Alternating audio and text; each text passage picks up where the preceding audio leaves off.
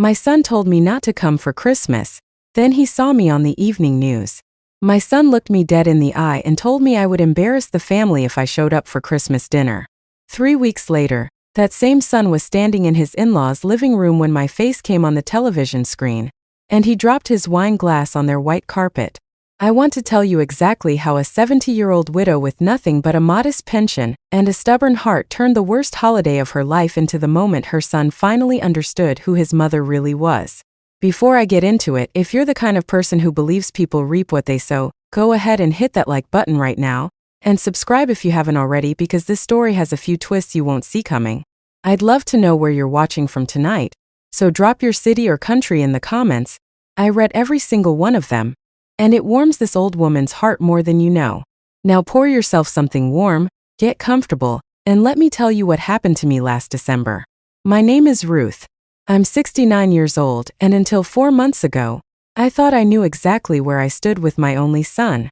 His name doesn't matter much anymore, so I'll just call him my son because by the end of this story, you'll understand why I stopped saying his name out loud for a while. I raised him alone after his father passed when the boy was only 11. I worked 2 jobs, cleaned houses on the weekends, and never once complained because that's what mothers do. We don't keep score. Or at least I never used to. For years my son and I had a good relationship. He'd call on Sundays, he'd bring his wife over for pot roast, and every Christmas without fail, I hosted dinner at my house, the same house where he grew up, the same house his father and I bought with our first real paycheck back when the neighborhood was nothing but cornfields and promise. That house held every memory I had left of the man I loved. It held the height marks on the kitchen door frame, the chip in the counter from when my son dropped a cast iron skillet at age 9, the smell of cinnamon that never quite left the walls no matter how many times I repainted.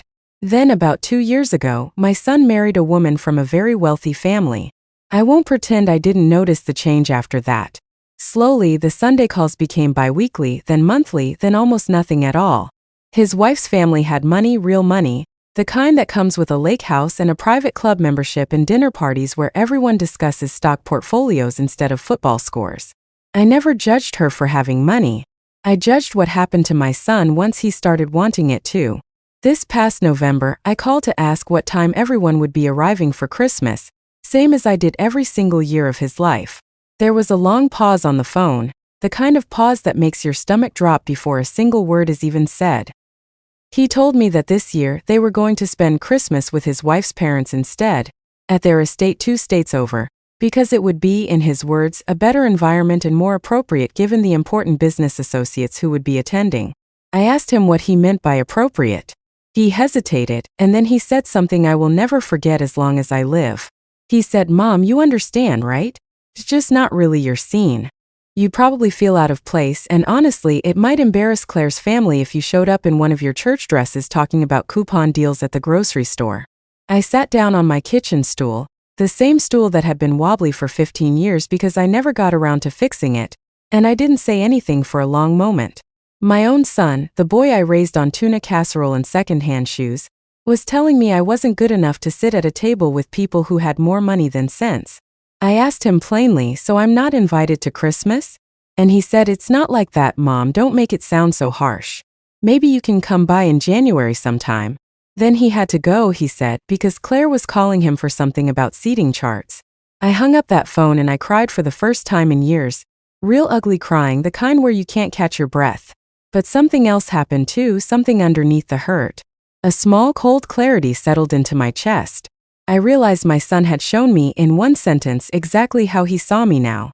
Not as his mother. Not as the woman who sacrificed everything for him. But as an embarrassment to be managed and hidden away from people who mattered more. If you've ever been made to feel small by someone you gave everything to, I want you to know I understand that particular kind of pain, and I promise you this story gets better from here, so stay with me and keep that like button in mind because we're just getting started. For a few days I let myself grieve. I sat in that house alone looking at old photo albums, wondering where I had gone wrong. Wondering if I'd spoiled him too much or not enough.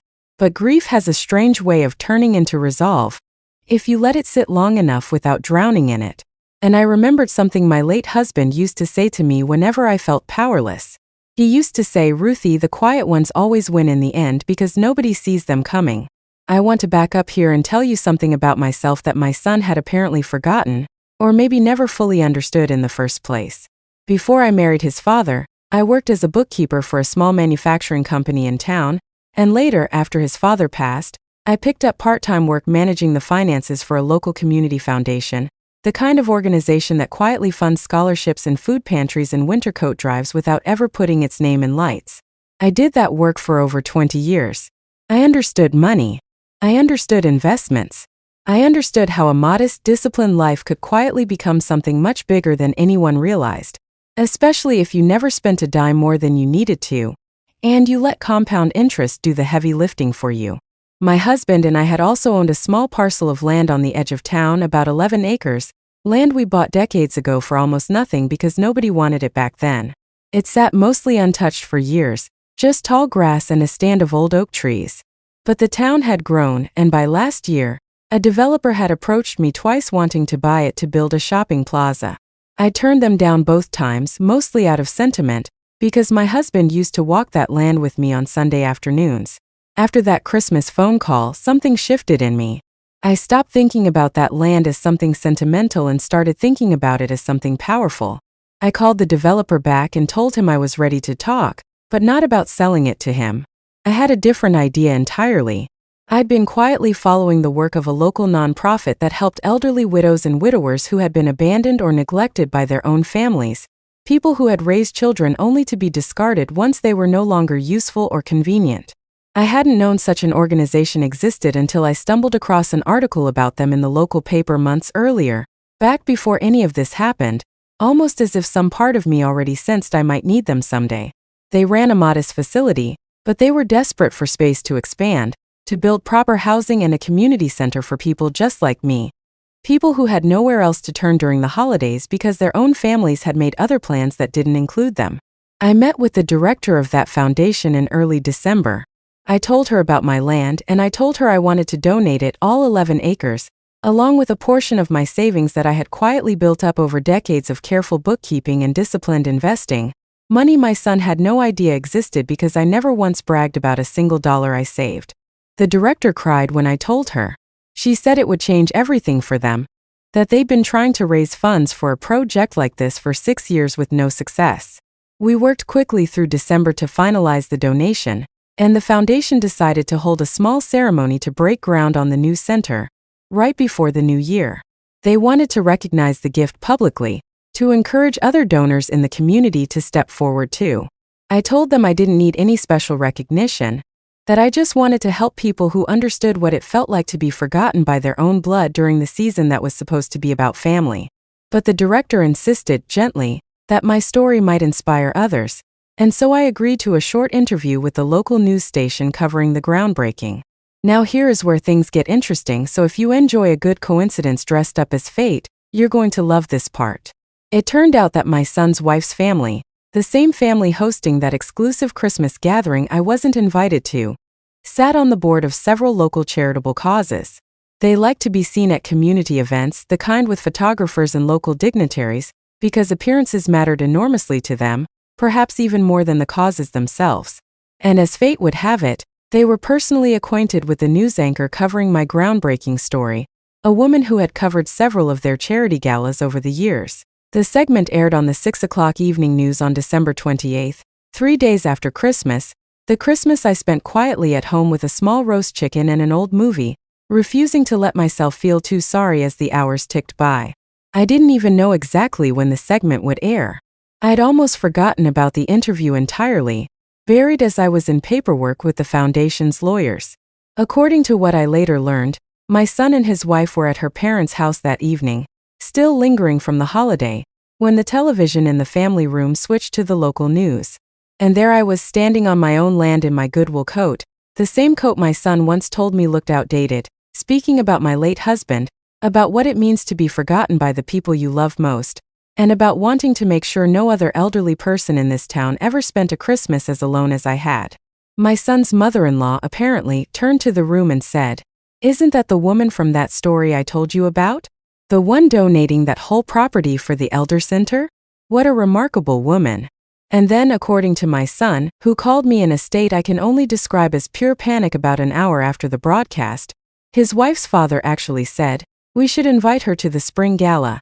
Someone with that kind of generosity and land holdings would be wonderful for the foundation's image."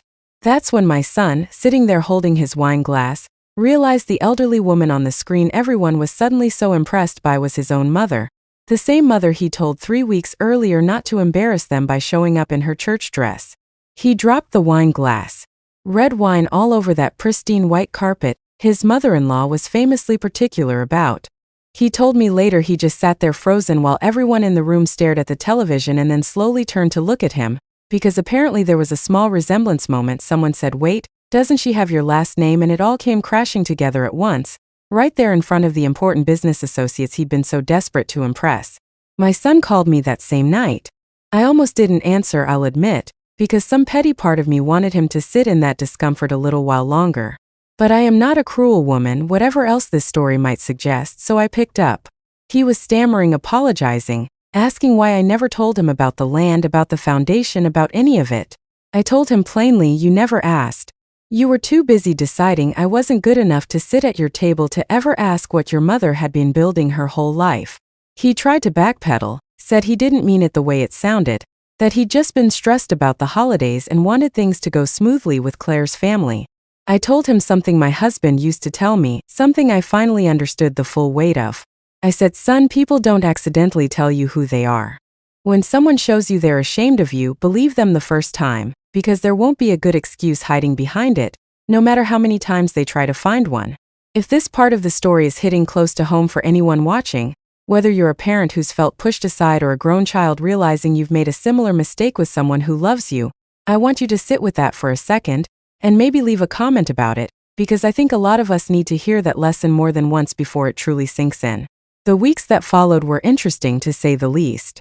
Suddenly my son wanted to visit every weekend. Suddenly his wife was sending me thoughtful little gift baskets and inviting me to lunch, the same wife who 3 weeks earlier apparently thought my church dresses were something to hide from her parents. The groundbreaking ceremony had gotten more attention than any of us expected. A small write-up even ran in a regional magazine about community philanthropy, and word got around town that the quiet widow who kept to herself for years had been sitting on more wisdom and generosity than anyone realized. I won't lie to you and tell you I forgave everything overnight, because I didn't. Trust, once it's cracked, takes a long time to set right again. And at 69 years old, I don't have unlimited patience left to spend rebuilding things carelessly broken by someone who should have known better. I told my son that he was welcome to visit, that I loved him because that never stopped, not for one single day, but that he needed to understand something had changed permanently in how I saw our relationship. I was no longer going to be the woman waiting by the phone hoping to be included. If he wanted a mother in his life, he was going to have to actually show up for one, consistently, not just when it became socially convenient or impressive to do so. The Elder Center broke ground in early spring, and I attended every planning meeting, every fundraiser, every small milestone along the way. I've made friends there I never expected, other widows and widowers who understood exactly what it feels like to raise a family, give everything you have, and then watch your own children decide you're something to be managed rather than someone to be cherished. We started a little tradition among ourselves, a Sunday dinner club at the center, nothing fancy, just soup and bread and good conversation, but it filled something in me that had been empty for a very long time, longer than I think I even realized before all of this happened. My son did come around eventually, truly, not just performatively for appearances. He started calling every Sunday again, real calls, long ones where he asked about my week and actually listened to the answer. He brought his wife to the center's opening ceremony that summer, and I watched her walk through the halls asking genuine questions, sitting with some of the residents, and I started to believe maybe she'd learned something too, maybe that whole family had. People can surprise you if you give them the right kind of wake-up call and the patience to actually change afterward instead of just apologizing and repeating the same behavior 6 months later. Looking back on everything now, I don't think I ever set out for revenge, not really, not the way people usually mean that word. I didn't donate that land to teach my son a lesson or to make myself look good in front of his in-laws. I did it because I had spent my whole life quietly giving to everyone around me, and I finally understood that giving to strangers who genuinely needed it could feel every bit as meaningful as giving to a family who had started taking me for granted. The fact that it also happened to humble the people who dismissed me Well, I suppose that was simply the universe having its own sense of humor about timing. If there's one thing I hope you take from this story tonight, it's that you are never too old, too tired, or too overlooked to matter. The people who make you feel small often have no idea what quiet strength you've been carrying the entire time. Strength they never bothered to ask about, because they assumed they already knew everything worth knowing about you. Don't let anyone convince you that your worth depends on their approval.